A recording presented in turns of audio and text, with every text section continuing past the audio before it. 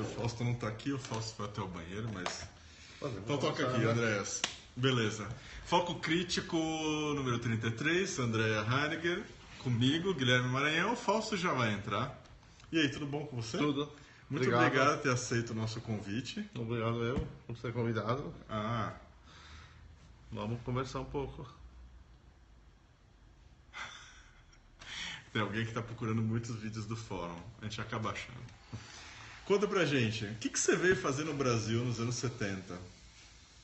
Então, as coisas sempre sabe como são, né? A gente ouve histórias. Aí tinha um amigo que vinha ao Brasil fazer uma agência.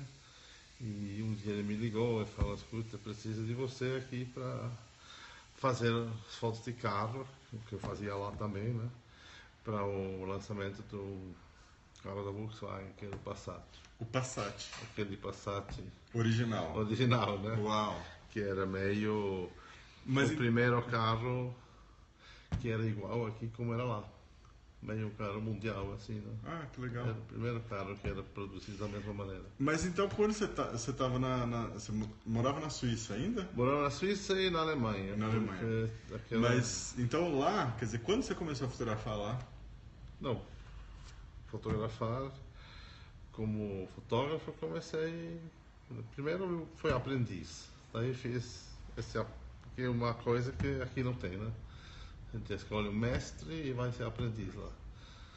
Isso lá, com quantos anos? Com 16. E paralelo eu fiz faculdade das Belas Artes.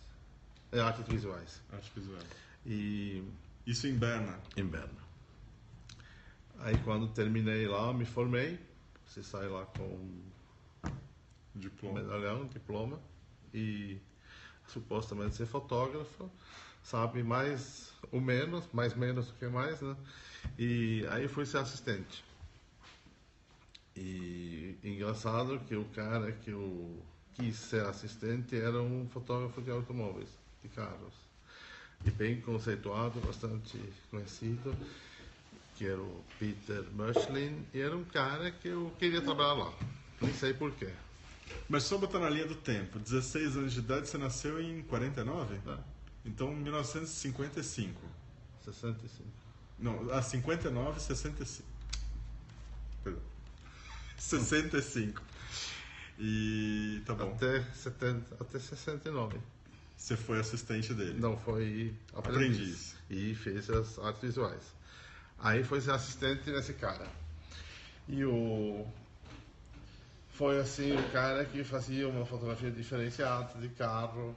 Naquela época, fotografava muito em 35mm, que todo mundo usava chapas grandes, e ele já estava nessa pegada de uma fotografia mais viva, mais em movimento, tudo. Aí tive que ir no exército no meio, né? Que na Suíça faz parte. Fiquei lá 4 meses. E quando voltei, no primeiro dia que eu cheguei no estúdio, ele falou: olha, você trouxe uma muda de roupa porque a gente vai viajar. Aí eu falei: não, mas ele falou: então deixa pra lá, também a gente pode comprar isso no caminho. Aí fomos pro aeroporto e fomos para Munique, e lá pegamos, era um outro assistente, eu e ele. E aí pegamos 3 carros e fomos fazer um trabalho que era um catálogo grande para Audi, e começamos a viajar. Saímos de lá, fomos para Veneza, de Veneza fomos para o sul da França, do sul da França fomos para... Viajando nos carros que vocês estavam... Com os carros e fotografando eles. E 3 carros, porque tinha que ter 3 cores, e também podia acontecer uma coisa com um. Então fomos viajando, no meio do caminho encontramos o diretor de arte que vinha de Nova York.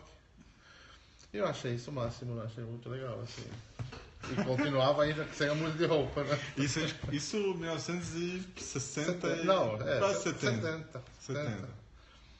Aí trabalhei com ele e a gente foi assim, foi um tempo muito bom. Era um cara que acho que me empenhei e ele gostava do meu trabalho.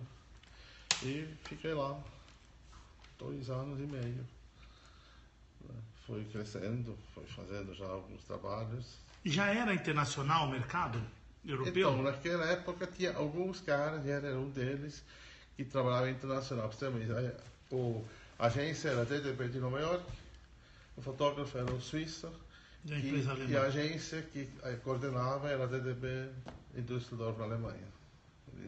Era o começo dessa movimentação internacional que era por várias razões, onde estava o carro, quem era um cara que tinha o jeito bom de fazer isso. E era interessante, né? Porque que eu acho curioso de você, a gente vai falar quando você chega aqui, mas de você ter se adaptado aqui, porque na verdade a questão da característica do fotógrafo lá fora, na Europa, é muito o decisor de quem a agência escolhe, quer dizer, escolhe aquele cara para fazer aquela foto, que já tem aquela característica. Não vem, o layout é para o fotógrafo, para aquele fotógrafo, não é um layout que a pessoa cria do nada. E claro que existe isso também, mas existe aquilo que a campanha que é criada para aquele fotógrafo, quer dizer, pelo menos o pouco que eu já fiz coisa fora, acompanhando principalmente, não fotografando. Eu percebi que tinha esse caráter. E daí, como é que você se adapta aqui? Como é que foi? Ou você não tinha essa... como é que era? Como é que você não tinha uma linguagem própria ainda quando você chegou? Como é que é esse momento aí? Não, então, aí de lá eu saí, foi para outro lugar, trabalhei numa agência que tinha um estúdio fotográfico deles, como aqui tinha algumas que tinha na época. E aonde era essa agência? Era a mesma agência, era uma agência na Suíça, que agia na Suíça e na Alemanha. Era justamente o momento de expansão dela, que ela tinha em 8 países, mas assim, o foco principal era a Suíça, a Alemanha, naquele momento, e uma parte Itália. Tá. E ela tinha conta da Ford. Então era assim, meu trabalho sempre foi, por circunstâncias, muito próximo da indústria automobilística. Certo. Né?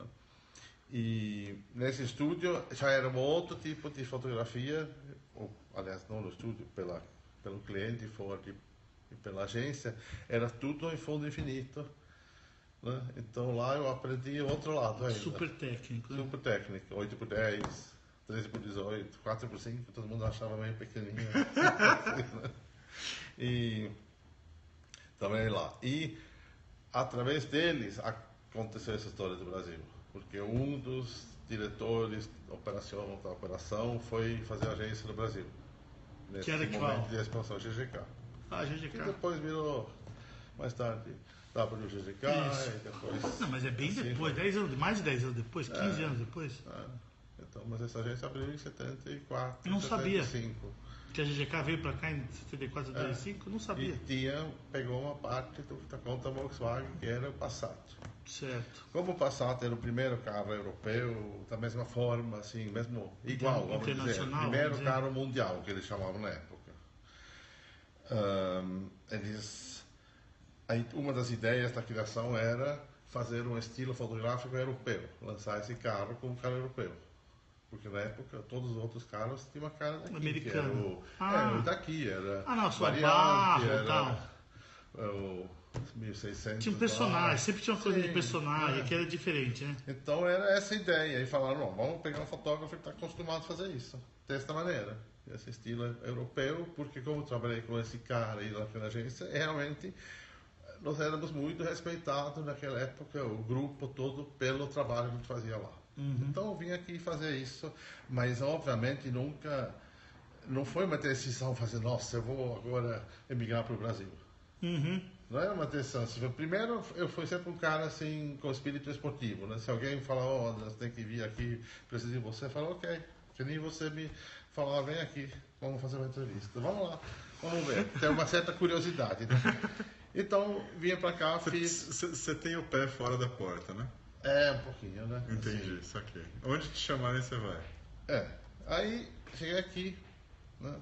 E foi incrível, porque, na verdade, quando a agência me falou, não, você tem que chegar aqui tal semana, tal dia, tal mês, para a gente começar a fazer a coisa, eu obedeci, lógico, vim aqui, e quando cheguei, eles falaram, nossa, gente, não tinha pior dia para chegar do que hoje. Porque semana que vem é carnaval. O que vamos fazer Demorou com esse cara? Um mês para começar, 3 meses para começar. Aí, fala a verdade. Todo mundo lá fala. E era eu e um diretor de arte que vinha junto, um amigo meu, que ia fazer esse trabalho junto. Aí eles falaram, olha, o atendimento, todo mundo péssimo, né? Fala, vamos mandar esses 2 caras para Salvador. E por 10 dias, e assim, a gente pelo menos... Se vê livre deles. A gente se resolve aqui, depois vamos começar. E lá fomos nós, eles arrumaram 10 dias de férias. Um voo, um hotel e tudo mais, e fomos para Salvador. E achamos isso sensacional, né? O Brasil realmente era um país maravilhoso. Ainda é, né? Ainda é, né? Principalmente em Salvador. Ai, meu Deus. No carnaval. Puta, essa é muito boa. Então, ficamos assim. E depois do carnaval começamos a trabalhar duro, né? Ah, tá bom. Duro. Mas... E aí foi assim uma coisa de... Estava aqui, imaginava que essa história ia durar, sei lá, alguns meses. Tanto que fiquei lá com o apartamentinho, tudo que eu tinha lá montado, achando assim, um vai e vem, né? Só que a coisa começou a... No fundo, um trabalho começou a puxar outro. Tinha uma demanda. Porque essa campanha realmente, hoje, lógico que a gente olha e fala, puxa, será? Tudo isso, mas era uma coisa assim que era impressionante, primeiro, porque era diferente.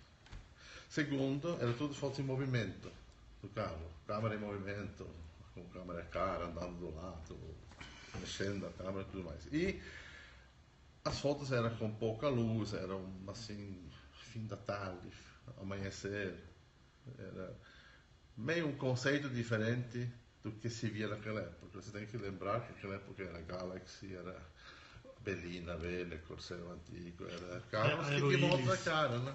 Ele era moderno, esse carro. E a outra coisa que a agência, com cliente, naquela época eles resolveram comprar, acho que 60% dos outdoors em São Paulo. Que era uma loucura. Ah, é então, verdade, a campanha, isso eu lembro. ele era omnipresente. Onde você olhava, tinha um Passat. Esse outdoor, para você lembrar, tinha 8,80 metros de comprimento, portanto o carro era maior do que o Original, tamanho real, né? Então, Uau. tinha uma presença de fotografia, acho que provavelmente nunca visto antes aqui. É verdade. Né? E isso fez, obviamente, que todo mundo, no fundo, todos os outros clientes também acharam isso bacana, né? Falaram, também queremos fazer isso. E uma parte disso é fotografia, quer dizer, tanto que comecei a fazer isso para essa agência, e em seguida me chamaram do Alcântara Machado, antiga lá, e para fazer outros Volkswagen que eles tinham conta. Aí a GM me chamou, a Ford me chamou, e a Fiat se implantou no Brasil no ano seguinte. 76, né? Então foi fazendo, porque era assim, tinha outros fotógrafos de carro, mas olha, tinha um portfólio quase na rua, sabe? Assim. Não, e Então, publicidade tem aquilo, né? O trabalho daquele ano que puxa o trabalho do ano seguinte, né? Publicidade tem muito isso, sabe? Eu acho que no fundo, naquela época, não existia aqui no Brasil fotógrafos tão especializados. Talvez os únicos que era uma categoria à parte era de moda. Que sempre era um campo meio diferenciado, né? Certo. Era outros Tupacov, eram outras pessoas. Não, o jornalismo também. Jornalismo de qualquer forma, mas assim, carros, still life, essas coisas, era mais ou menos... Não, é engraçado, uma coisa que talvez você não saiba... Ele foi se separando aos poucos. Uma coisa que você talvez não saiba, numa entrevista que eu fiz com o Lorca, ele fala que 10 anos antes, 62, quando o Peter Shire chega no Brasil, ele chega com os 2 flechinhos dele. E que foi pânico nos estúdios durante mais de um ano. Porque ninguém tinha flash. E tudo era mais fácil para ele, porque ele veio com o Hazy Light, quer dizer, ele muda o conceito de iluminação, né? Quer dizer, não era mais pontual, era tudo difuso. E ele botou no bolso todo mundo durante anos, assim. Então era tipo, ninguém não sabe. Ele fala que o seu Chico, ele, outros estúdios, todo mundo apavorado. Porque acho primeiro não conhecendo o recurso, não sabendo o que era. Então você foi 10, 12 anos depois, você também... Outro susto da galera. Outro susto da galera. Chega mais um gringo. E como é que você se Mas peraí. Antes, Passat. Mas você fez o Passat em 35 ou você fez... Não, tudo em 4x5. Não, foi 6x6, tudo 6 que era por 6. movimento. Ah, tudo em 6x6? Ele tá falando que era câmera Que é Hassel? Não. Ah, não. Ah, pensei que Não, era mas 4x5. também tinha uma parte, sabe? Tinha coisa de estúdio. Tinha, claro. Que era 4x5. O Estúdio detalhe era 4x5 e 4x5. 13x18. Ah, 318 também. E revelava na agência? Ou revelava fora? Não, revelava aqui no Brasil, em vários laboratórios. Já tinha em 74. Já. Revelava Já, chapa, tudo. já, Não era na agência que revelava. Não. A agência era cliente. Tá. Mas tinha laboratório, depois de um tempo a gente abriu um laboratório, nós mesmos, porque a gente não se conformava muito com a qualidade. E que são aquelas loucuras, né, que a gente faz, assim, você conhece bem, Guilherme, né? Você fala assim, puta, isso dá pra fazer melhor. E a gente... Mas você abriu comercial ou abriu no seu estúdio? Não, abri no meu estúdio. Isso, mas o problema é sempre o mesmo, né? Quer dizer, começou porque o laboratório tem um problema que você tem que ter um fluxo mais ou menos contínuo. Senão você não consegue ter qualidade. Aí você começa a perder Como coisa. fotógrafo, você não tem um fluxo contínuo, por mais que você queira, mas tem dias que não tem nada para revelar, depois tem dia e noite sem parar, depois tem 4 dias que você vai viajar para um lugar e esse bairro fica lá morgando e piorando, né? Então a gente falou, não, isso não funciona, a gente tem que ter o fluxo, então convidamos os amigos mais próximos. E nessas alturas também já tinha um grupo de pessoas isso, que é isso que eu queria né? falar, exatamente. Então a gente abriu para assim, comercial, mas não era comercial, sabe? Era meio assim, tinha, sei lá, 10 clientes. Mas com 10 clientes você já é obrigado a ter horários, você já está obrigado a entregar e receber. Quer dizer, aí surge uma outra dificuldade. Né? A gente tem que administrar, tem que gestar, claro, tem que ter gerência. Tinha 3 funcionários, mas foi bacana, a gente chegou com esse laboratório num ponto que a Kodak brasileira fazia os testes do material que vinha de Rochester com a gente. Quem eram os fotógrafos? Que revelava lá. O laboratório, quem o fez era o Meca, Luiz Guilherme Assunção e eu junto, porque já era uma ideia de pelo menos 2 terem um volume de trabalho. E quem revelava lá era, nossa, agora preciso lembrar.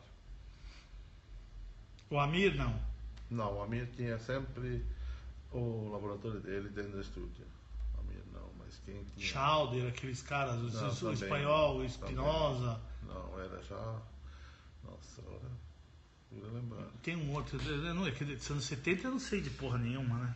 Eu tava pra nascer. Mas era um grupo de perto de 10 pessoas.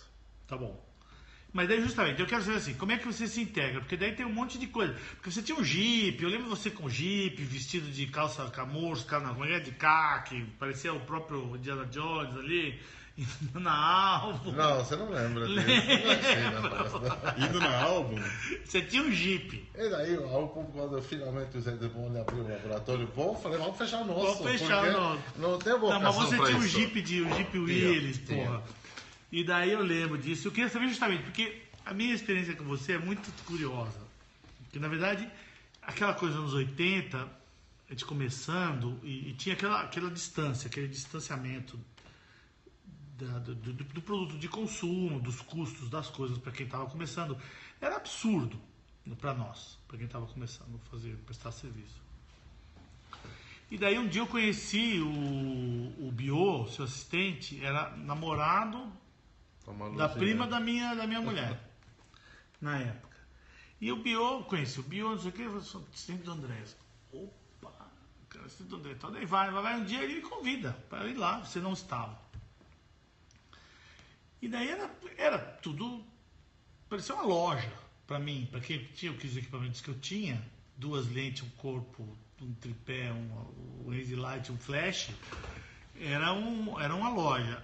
E você ligou em um determinado momento e falando pro Biô que você precisava de umas 600. Eu nunca vou esquecer isso. Eu não sabia nem que tinha lente 600 na época, só para você ter uma ideia. E daí o Biô fala, não, mas você emprestou. E daí ele fala, não, então tal lente. Você também emprestou. E daí você pergunta pro Biô, mas para quem eu emprestei? O Biô fala, eu não sei para quem você emprestou. Então, quer dizer, existia todo você tinha uma camaradagem, um time que tinha uma relação que era muito curiosa dentro de um grupo de fotógrafos de ponta naquele momento, que eu nunca tive contato. Depois eu fui conhecer o Meca, o Amir, você, Mas isso foi 10 anos depois, 15 anos depois eu fui conhecer as pessoas. E nesse momento que vocês estavam ali bombando ali, dominando o mercado, não tinha mercado fora de São Paulo, quase. Vocês dominavam o mercado nacional inteiro. Vocês faziam tudo. Quer dizer, como é que é essa relação entre você e esse grupo de pessoas? Como é que era? Como é que você virou brasileiro? Então, isso acho que é uma das coisas que eu achei espetacular aqui, né? Que no fundo você chega como gringo e poderia ser talvez olhado meio torto, para o que esse cara vem fazer aqui, enfim, sei lá.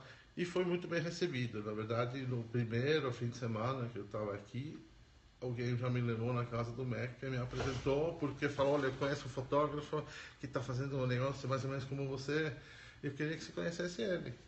E viramos amigos até hoje, né? Somos até vizinhos, além de tudo. É mesmo? Então conheci o Meca, né? Realmente, antes de fazer uma foto, assim, era tipo, sabe?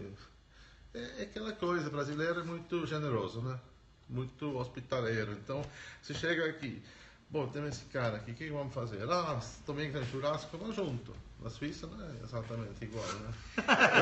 Demora um pouco mais, né? Eu diria que no Brasil, você que chegou, uma semana depois, você tem o direito de falar, eu sou brasileiro.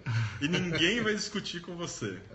O oposto não pode acontecer. Se você chegar na Suíça... Tem pessoas que falam que são mais brasileiros que eles que nasceram aqui. Você é mais brasileiro ou mais suíço agora?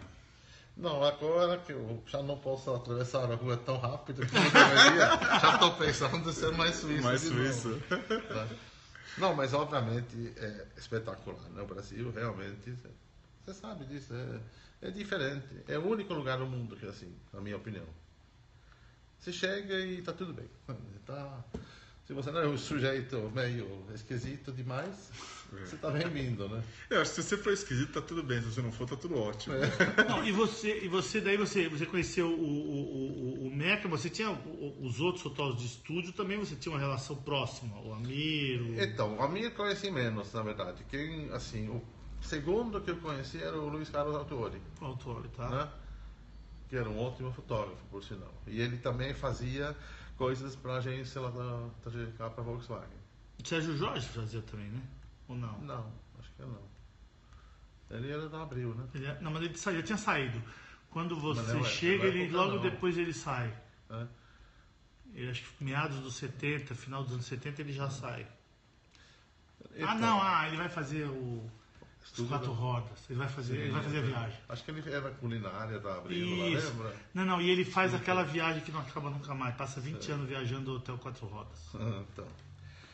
Não, aí conheci o Autori, né? Conheci o Du Ribeiro. O Du. Né? Era assim o grupo, até porque também a gente sempre era meio junto nesses trabalhos. Era concorrência. Concorrência, porque não estava para um fazer tudo. O Wilton Ribeiro. Não tinha. Então era menino. Muito mais jovem. Ele é mais novo. Não, acho que é Du, Autori, eu e somos uma idadezinha mais próxima. O Amir já é um número mais velho, né? Tá. O Amir a gente ia falar que ele tem um estúdio inflável, mas nunca ninguém viu assim naquela época. Porque eu fui lá pedir emprego uma vez lá. Eu acho que, sabe, a gente esquece rapidamente, mas era diferente as coisas, né? Além de tudo, a cidade era diferente. O estúdio Amir era lá em Interlagos. Era um outro mundo, né? Então, mas tinha essa tropa. Aí, através do trabalho, você sabe como é. Você acaba conhecendo pessoas que você tá junto no trabalho, o próximo... depois tinha essa coisa do estúdio, que eu fui fazendo um estúdio, como não era tudo externo, também começou a surgir o trabalho estúdio. E aí eu construí um estúdio que era esse ovo. Quer dizer, um ovo, na verdade, eram uns fundos infinitos, de vários lados e tudo mais. Isso era espetacular. Isso foi um projeto, pode botar mais 5 aí. Isso foi um projeto arquitetônico ou como é que foi? Não, isso era um estúdio como na Europa, naquela época era um estúdio de carro. A maioria. Quer dizer, na verdade tinha 2 versões de estúdio. O fundo infinito de todos os lados, que não é bem um ovo, porque ele é reto, não é aquele É um ovo, ele é reto, curvas laterais, embaixo, etc. E a outra forma era um estúdio teto reto, piso reto e paredes móveis. Tipo serpentes enormes, assim. Paredes de 15 metros, que era um monte de estruturas com rodinha. E um Eucatex, um material meio móvel, que você podia fazer uma curva. E, no fundo, o ideal era ter um de cada desses estúdios, para fazer o que se precisa fazer. Né? Gente, só para vocês terem uma ideia, o estúdio do cara era um ovo, assim, e que ficar lá dentro já era legal. Você de olhar já era engraçado. Você olhar uma pessoa lá, então ele botava o carro para fazer justamente a sombra, né? Você podia desenhar a sombra do jeito que você queria, não é isso? Porque com panos pretos você criava um horizonte artificial e numa forma para refletir no carro da maneira como você queria. Porque uma linha reta, num carro curvo, não fica uma linha reta, ela fica uma linha curva. Então, é uma... eu lembro É um artifício. Eu só vi uma foto de carro na minha vida. Eu entrei no estúdio Abril, tinha um carro aqui e tinha uma lâmpada de 2.000 watts aqui, iluminando assim um canto do estúdio. E daí tinha um monte de pano espalhado aqui, os tripés, os negócios puxados, e você olhava o carro e falava, nossa! Então é meio assim um trabalho de chinês, sabe? Assim, como prender essa coisa, não se prende o pano na parede, se cria uma distância entre os dois. E assim vai, né? Mas, enfim, esse estúdio era meio exótico. E aí nascem as lendas que você fala, isso, aquilo do Andrés, que não era tudo isso, sabe? Era mais moderado, mas teve em algum momento um turismo dos fotógrafos virem ver esse estúdio. Porque não, provavelmente foi quando eu fui. Fala pro outro, mas como foi feito? Não, ele fez lá no estúdio com uma curva assim, assim, assim. Vamos ligar para esse cara e dar uma olhada lá. Então a gente fazia visitação desse fundo na época. Eu lembro isso, era muito impressionante. O Bio... Inclusive tem uma frase que você não gosta, porque na verdade era... você, naquele momento que você chega... Você acha que você influenciou a fotografia publicitária brasileira, de alguma maneira? As pessoas dizem isso, não eu que digo, mas tem gente que fala que sim. Gente o quê? Dentro da agência ou deu os próprios fotógrafos? Diretor de arte. Diretor de arte. Não, acho que é evidente que trouxe uma técnica que naquele momento na Europa estava no auge, porque também essas coisas, essas técnicas vão mudando, não é hoje o fotógrafo é mais igual como nos anos 70, porque a estética muda, as montagens mudam, os próprios carros mudaram muito. Não, os carros tinham cheio de vinco, agora eles são todos amebas redondos, então não vale mais esse conceito. Quando é que começou a se desmontar o interior do carro para fotografar? Naquela época já fazia? Isso sempre foi uma briga terrível, porque a gente sempre foi um pouco pobre, né? Para cortar um carro, parecia que você estava mexendo com um altar, assim, não, para cortar o teto. Para filme, ainda assim, mas para foto era um pouco difícil. A gente chegava a pedir, porque realmente não são duas questões, onde pôr a câmera e onde pôr a iluminação. Se você tem que iluminar o carro pelas janelas, sempre vai ser uma luz lateral, e daí fotografa de trás ou de lado, quer dizer, era um tipo de luz. Mas hoje já se faz isso de uma forma tão diferente, de novo, que não precisa... Não. Acho que o 3D não estou sentindo como uma grande... concorrência? Porque eu acho que a gente não tem quem faça um 3D com qualidade num tempo viável. Entendi. Entende? Porque uma foto de carro, se você precisa dela, depois de amanhã você tem ela. Se tem o carro e o fotógrafo tem a agenda, essa foto sai em 2 dias. 48 horas está na mão. Não é uma embalagem de Tetra Pak, que é desse tamanho, né? Claro. É uma coisa cheia de... E tem essa coisa da luz, né? Lógico que você fica no 3D empurrando os refletores. Teoricamente, esses softwares são estúdios, né? Você sobe o refletor, desce o refletor, mas... falta o fotógrafo que diz para onde pôr, né? Acho que no fundo os 3D lá fora, o cara mais importante até hoje... Eu imaginava que o wireframe das coisas já tivesse pronto na maioria dos produtos. Então, mas o problema é que A Toyota, textura. por exemplo, lá fora eles já tem há muito tempo um negócio que chama Digital Garage, que é todos os carros, acho que são 65 modelos, que eles têm em wireframe reduzido para o uso de 3D, porque não adianta pegar o wireframe do engenheiro, que tem as espessuras, os impactos, que respeita tudo isso, para fazer anúncio. Né? Não. Então, eles criaram já uma versão mais leve, para você manipular, tirar, fazer um mockup digital lá. E que também já eliminaram o segredo industrial e tudo mais, para não ser um problema. Porque aqui, nesse ponto, a gente nunca conseguiu ter muito essa troca com o fabricante.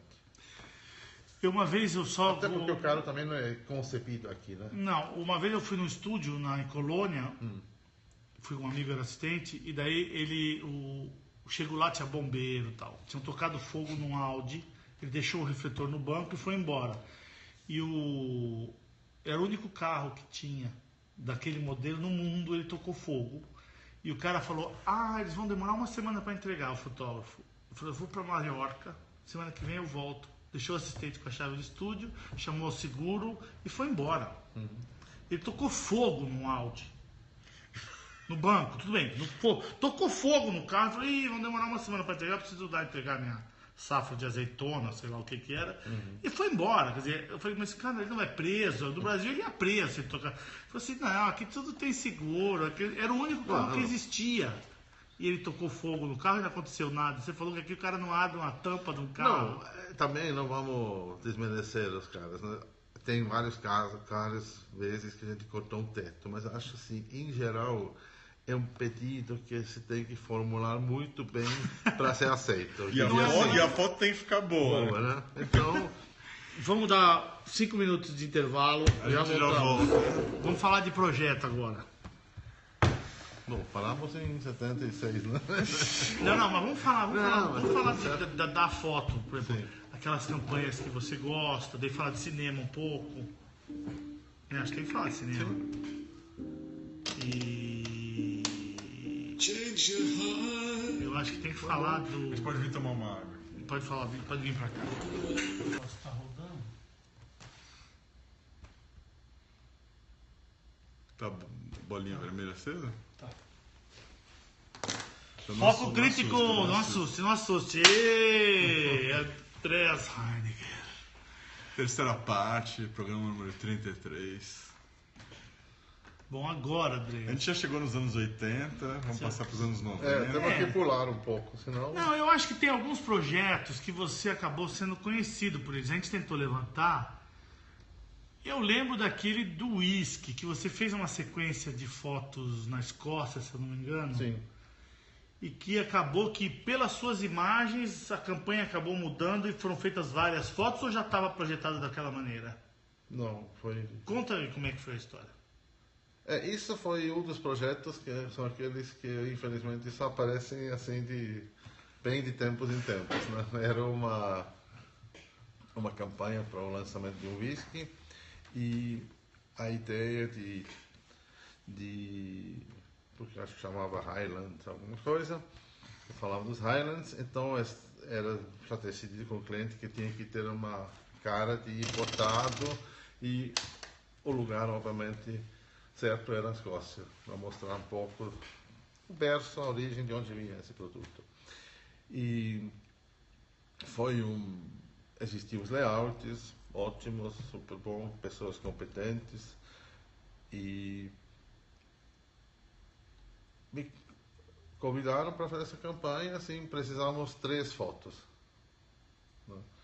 Aí a gente começou a fazer uma busca da logística, tudo como fazer isso, fomos embora e o diretor de arte não podia acompanhar esse trabalho, então ele falou, mas vamos mandar o redator junto, que também é interessante, que era ótimo, né, por sinal, e como tudo tinha que ter um clima de meio dramático, de escocês, quer dizer, não era céu azul, não era nada disso, era tudo drama. Obviamente, só dava para fotografar às 4 horas da manhã, porque os dias são interminavelmente longos, começam às 4 e terminam às 11 da noite. Tudo nublado. Né? E então fomos lá, eu fiz primeiro um giro fotografando com Polaroid exatamente os castelos para mais ou menos escolher quais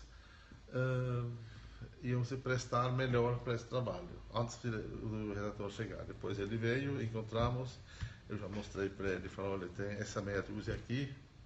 E daí fomos fazendo e conversando, e foi excelente o trabalho de fazer, e ele obviamente não acreditava que todo dia tinha que levantar às 3 da manhã, né? E falou, mas você não precisa vir junto, fica no hotel, dorme, depois eu vou aparecer lá, a gente almoça, porque das 10 da manhã às 5 da tarde, na verdade, a gente não tinha o que fazer, né? Só tem a chuva e tempo ruim. E o uísque. E o uísque, e também não podia exagerar, senão não tem mais foto à noite, né? Aí fomos lá, e tinha muitas brincadeiras, falei assim, olha, uma delas era, ele tinha que esperar, né? Acompanhar um fotógrafo é uma tragédia, né? Se você não gosta de fotografia ou de alguma coisa... Não, você não sabe o que está acontecendo, você não loucura. acredita. Parece que a gente não sabe o que quer fazer, né? Porque a gente fotografava essa situação, aí de repente fechava tudo, era negro, preto, chuva, e falando, não, isso é lindo, vamos fazer. E realmente fizemos muito, e exageramos, mas também é natural nesse tipo de circunstância, né? Então a campanha primeiro ela acabou virando maior, porque quando as fotos voltaram, o diretor de arte que não foi, falou, não, isso é lindo, e o redator obviamente contou todo o esforço que foi a saga, né? E então a campanha acabou virando maior, né? Depois ela acabou virando um filme a partir de um tabletop, a partir das fotos, porque tinha tanta foto e tanto quase stop motion em alguns momentos, sem chuva, com chuva, sol. E você fez em Kodachrome? Fiz. Beleza, e também foi assim, obviamente, falei, não posso ir para a Escócia, passando por Londres, e não fazer em Kodachrome. Claro. Então que era formato? 35. Tudo Leica, não foi? Foi. Nas teles, não foi? Não, tinha muito angular. Triangular? Porque na verdade, assim, o que eu sei, quer dizer, que não é, ele pode desmentir, tem uma sequência de um castelo que parece que você fez no mesmo dia, e que tinha luzes completamente absurdas, num período muito pequeno de tempo. Tinha dourado, azul, roxo e não sei o que. Era uma coisa que você fala, o que está acontecendo? Né? Parece ficção, não, parece desenho animado, parecia história em quadrinho, né? E isso vira campanha de publicidade. É óbvio que depois de tempo acaba todo mundo falando, saiu no jornal, saiu no meio mensagem na época, mas saiu na Folha. Teve matérias culturais sobre aquela campanha publicitária, que é uma coisa que não é exatamente comum, né? Exatamente. No fundo, a gente gostaria de ter uma dessa de 6 em 6 meses, né? Mas então, daí você fez essa campanha que eu lembro, daí as outras que eu lembro você não lembra, uma do Atacama, porque tinha uma lenda. Essa eu lembro. Mas tinha uma lenda que era a campanha mais cara do Brasil, era lenda, era o que eu ouvia falar. Eu acho que é tudo lenda, não. Que mais Porque, caro se usou. Não, eu acho assim, naquela época realmente não se viajava com a mesma facilidade que hoje para fotografar. Para começar, não tinha Google, não tinha TripAdvisor, não tinha nada disso, era mais difícil. Você tinha que saber das coisas. Quer dizer, eu viajei uma vez em 81 para Atacama, assim, em particular, uma viagem de lazer, e achei isso tão estupendo que eu falei, nem imaginava que era tanto, não é? Então eu falei, nossa, algum dia vou ter que fazer alguma coisa aqui. E fiz umas fotos assim, com essas câmeras que a gente faz na viagem.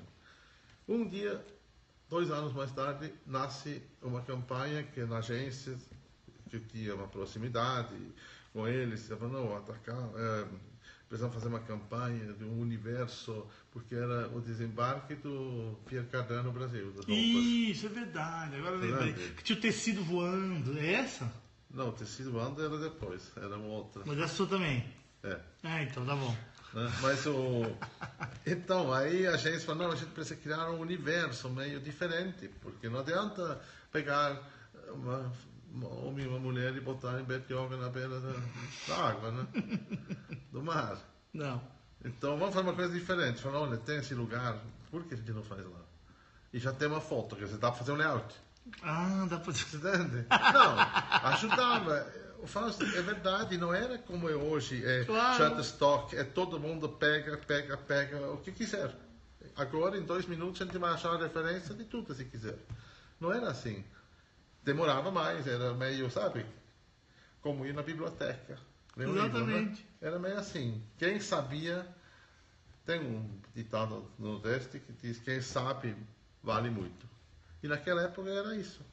Quem tinha catálogos, quem tinha fotos de referência, tinha uma vantagem sobre quem não tinha isso na mão. Você concorda? Porra, Né? Hoje é Google, Atacama, todo mundo sabe tudo. é verdade. Naquela época não era assim. Então, criamos essa, quer dizer, eu não criei, eu forneci as fotos, criaram essa campanha para fazer Atacama. E era um homem, uma mulher e uma criança, porque tinha roupa masculina, feminina e infantil. E já não é uma coisa tão simples pegar uma mulher e uma criança e ir para Atacama. Então, obviamente, também mediante essas dificuldades nascem as lendas, né? Então, fomos de fato fotografar esse troço em 4x5 por uma necessidade, porque tinha que botar as pessoas assim para o cara lá no fundo, no primeiro página dupla, depois na segunda página dupla aparecia a mulher no outra página. Era uma campanha, Guilherme, que várias Depois páginas duplas da terceira Veja, página assim, dupla aparecia a criança no primeiro plano, cortado embaixo, e você não podia ter marca no areia, porque hoje se apaga essa marca. Tudo qualquer coisa. Né? Naquela época, eu lembro, a gente fazia uma trilha, era o Paulo Weiner, era meu assistente naquela época, a gente foi lá fazendo. O cara tinha que dar uma enorme volta, vir por trás, Pra não e parecer com o o pé. próprio corpo ele tampava a marca. O caminho que ele na tinha areia, vindo. porque era uma planície, uma superfície Super de lisa. areia, assim, em 4x5 você via o grão de areia, que era uma das ideias, mas não adianta ser uma coisa meio flu. Né? Então, naturalmente as pessoas contam quem participou, né? Quem vai junto, tudo isso, e realmente foi espetacular, viu? E tinha essa coisa que a gente sempre fala, imagina se vai para lá com 7 pessoas, né? Uma produtora, 3 modelos, fotógrafo, assistente, e faz em 4x5, não pode revelar nada, na melhor das hipóteses, você vê alguns polaroids, e aí você fala, bom, isso está feito, vamos embora. Né? E chegar aqui e revelar isso, e de fato sai bonito. Né? Existem inúmeras histórias de fotógrafo que voltou e... Não, que volta hoje, com a porra cagada, com tudo errado. Então, mas... No digital. Tinha essa coisa assim, você, além de talento, além de, vamos dizer, uma certa ousadia, você também tinha que entregar esse negócio. Por bem ou por mal. Mas de preferência por bem, né? Porque aí entra a história, obviamente, fala, não, mas campanha mais cara, mas no fundo é todas as... Eu lembro, a gente fez acho que 150 chapas e a gente botou cada chapa numa caixa separada de 4x5, sabe daqueles caixinhas da Kodak, com uma escrita assim, uma bíblia em cima, bula, e o que é, para a gente revelar uma e em cima dessa uma puxar outra meio ponto e na outra cortar meio ponto. Por mais que a gente já fez, mais e menos, mas para aumentar um pouco o contraste tinha aqueles truques, né? O melhor contraste sempre era puxar 2/3. Não, e limpar o branco, dizer que tá chrome, aqueles negócios do Então, Meca. era essa história toda de... Então, imagina, 150 caixas. À noite, chegar no hotel, no escuro, no banheiro, que a gente fechava com paninho, com toalha, tudo mais. Tinha que descarregar o chassi, botar na caixa, escrever a bula, fita, fecha, guarda. E depois ainda convencer o cara na alfândega, isso era filme lá dentro, não podia abrir. Não era cocaína nem maconha. Então era uma loucura as coisas, assim, a gente tinha que ser meio ninja, meio fazer a coisa acontecer. Eu acho que é por isso existem tantas lendas e tantas histórias. Não, porque que a fez gente acontecer, fazia. né? Fez acontecer. Né? Eu acho que isso era uma capacidade que a gente tinha que ter, de dizer, eu tenho certeza que está feito. Podemos desmontar o negócio e vamos embora. E como é que começa a coisa do filme? O filme começou meio lá também, talvez final dos anos 70 já, existia uma distância maior entre a fotografia, a qualidade da fotografia e a qualidade da fotografia dos filmes. Então houve uma vontade de diretores de trazer fotógrafos para dentro do cinema para elevar o nível vamos dizer, da estética e da qualidade fotográfica. Dentro da publicidade, isso. Sim, claro.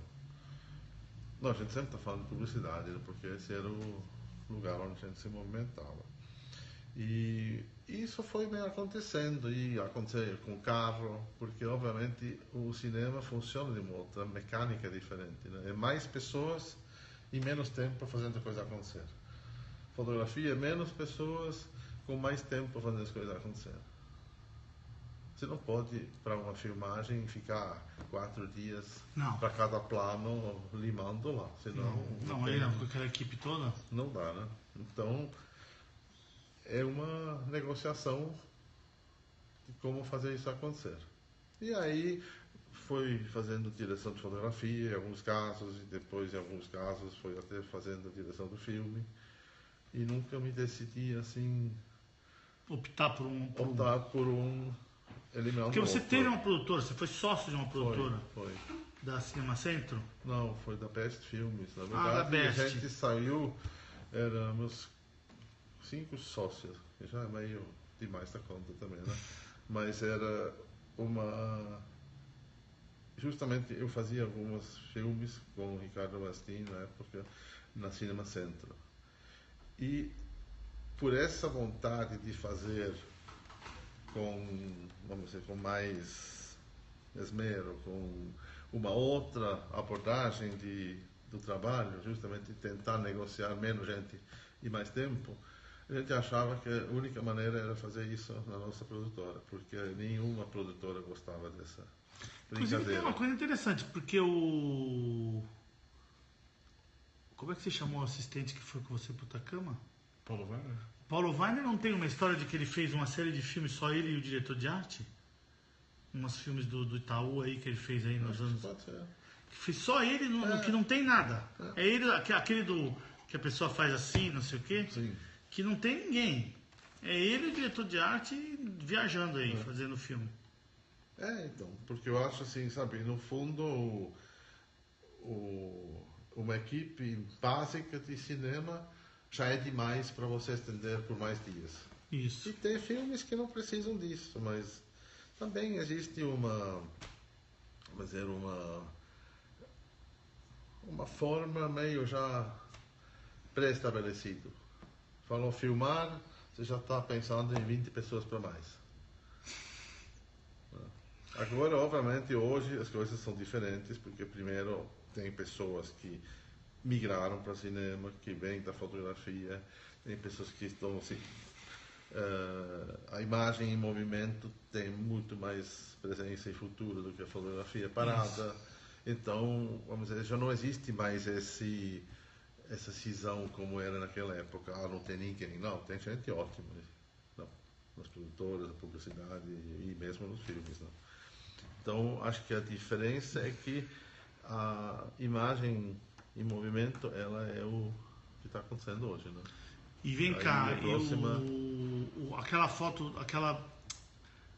o filme da onda de cerveja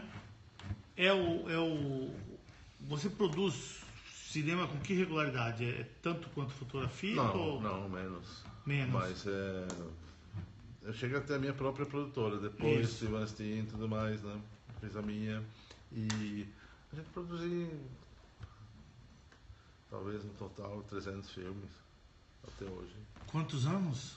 Em 20 anos. 20 anos. Então são... Tá, mas tá bom. São mais de 10 filmes por ano. Isso. Não, mas tá bom. 8 por ano. Sim, mas tem produtora que faz 20 filmes por mês, né? Tem. Não, mas assim, eu sempre fui meio cavalinho fora da parada, assim. Nunca era uma produtora, assim, mas justamente por fazer de uma outra forma. Esse filme da cerveja, ele é puramente imagem, né? Porque diz que é um arquivo. Não, a onda é água, né? Mas foi você que filmou ou Não. você comprou? Comprei. E daí você tratou. Sim. O segredo está no tratamento que você deu. Deu. E conta só essa história que é bom. Não, isso é uma coisa assim de... Hoje também já não se faz mais, porque Eu essa sei. coisa também já tem de novo, estamos falando de 20 anos, né? Isso. Então, a onda era uma onda de Havaí mesmo, gigante, maravilhosa, muito bem filmado. A gente fez usando os recursos da época, que era muito antes de Flame, fita era D1, era uma fita dessa largura. E tinha um cara que era um artist nessa coisa aqui no Brasil, naquela época, que também era um precursor, assim, gostava muito de imagem bonita e tratada. Então era meio um grupo de 3 pessoas. Era o cara que era meio finalizador, eu, que era meio que concebia a coisa, e o Fabião Soares, que era o cara que fez esse efeito todo, que a gente transformou a água revestindo ela com cerveja. Então ele fez uma onda, era da Brahma o seu anúncio? Não, ela é Kaiser. Não, cara, ele fez uma onda de cerveja, o mar virou cerveja. E sim, hoje parece ridículo isso. Mas é lindo, né? É bonito hoje. Sabe? Hoje você pensa digitalmente. Eu já fotografei lá na Chapada e já chamei minha cachoeira de cerveja, pensando na sua foto. Porque tem aquele Coca-Cola, dependendo da espessura da cachoeira que dava lá, dava a cor da cerveja, tinha espuminha, eu fiz a porra da foto, falei, minha cachoeira de cerveja. Beer Falls. Beer Falls. Eu tenho a foto para provar. Lembrei de você. E você, mas em 1996 fazer aquilo era uma coisa extraordinária. Era fantástico aquilo. Então era, sabe, sempre a gente estava na beira desses projetos que Sim. era quase impossível de fazer. Ele tinha um grau de experimental, tinha um grau de experimentação. Total. Não, isso é legal. E uma persistência de ir até a última consequência também, sempre, né? Que é... Quebrou a cara também? Quebramos a cara sempre, né? Era uma constante. Mas também, se não tem isso, não tem alegria, né? Não. E agora? E esse equipamento? Você viu aqui as camerinhas, você gosta? O que você acha dessa coisa toda que a gente tem?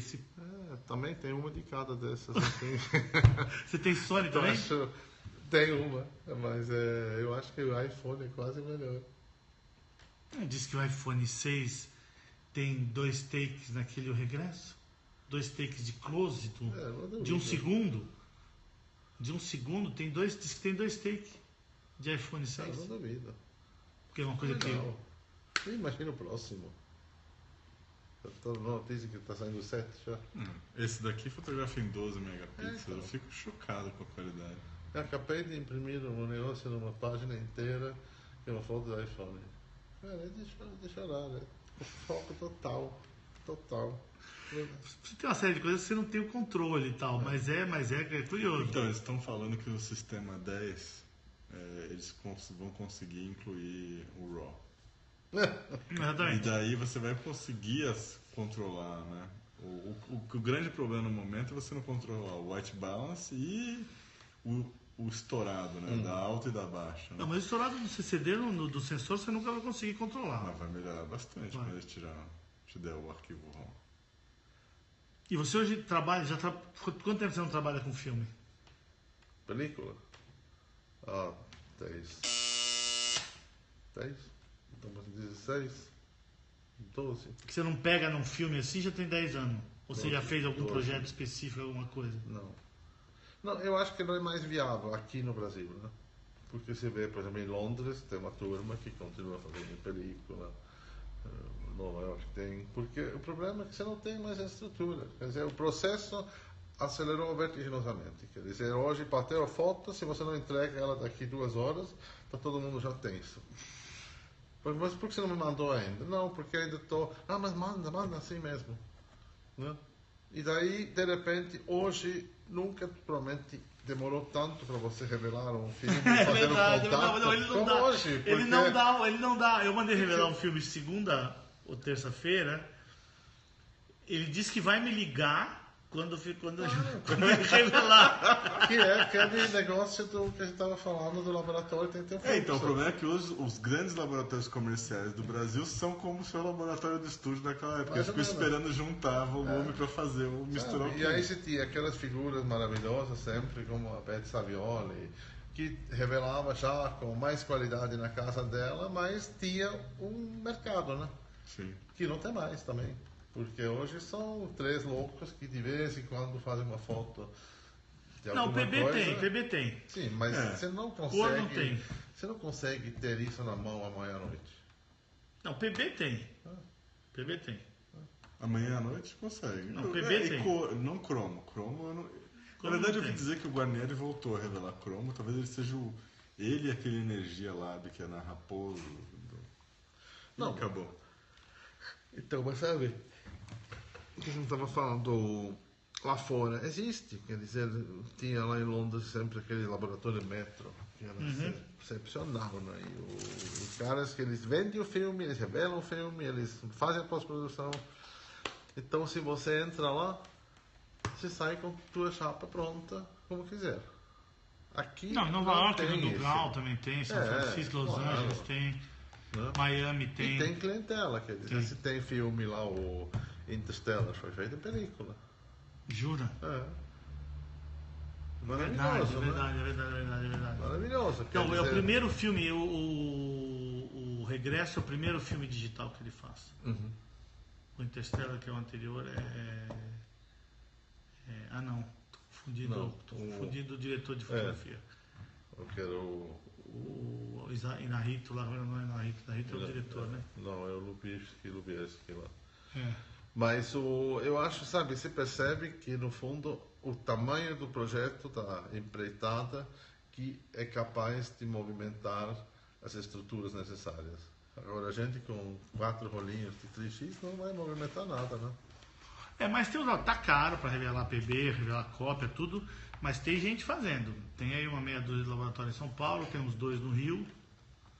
Isso que eu sei, por comerciais mesmo. É caro pra cacete. Mas tem portfólio sendo impresso, tem filme sendo revelado. Mas eu acho que também, obviamente, isso separou, né? É mais fine art, mais... Isso. Porque comercial, publicidade, não tem porquê. Não. Até porque vai fazer o que com esse negócio? Digitalizar e começar a retocar em cima, né? Então, já pode fazer logo a digital, né? Eliminou uma alça.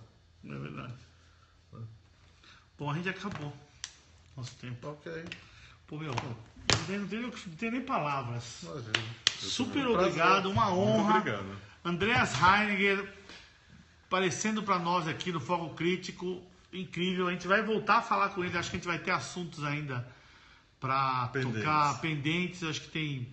E assim, as fotos não estão no blog ainda, porque ele mandou uma pasta gigantesca. Então a gente amanhã e depois a gente vai subir as fotos e todas essas. Você mandou a foto do Atacama? Mandei. Mandou do Passat? A primeira? Então, beleza. Então pronto. E o filme da cerveja não. Acho que tá. Mas tem o filme da cerveja na internet? Tem. Eu te mando. Não precisa mandar. Se tiver um link pra gente, até melhor. Tá. Então daí vocês vão poder ver isso aí. Isso vai ficar no ar aí agora. Bom. E vocês mediram os pixels aqui atrás, por favor? Eu tô aguardando. Ó, manda o e-mail pros livros, são 4 livros, manda lá. Tamo o kit Thiago Nogueira e o livro do Rogério Assis. Tem que Continua fazer o blog, tem que fazer o selfie aqui. o selfie. Enquanto isso, eu vou botar uma música pra vocês. Pensarem na segunda noite, a gente vai comer o hot dog. Quem quiser aparecer no hot dog, é só colar lá.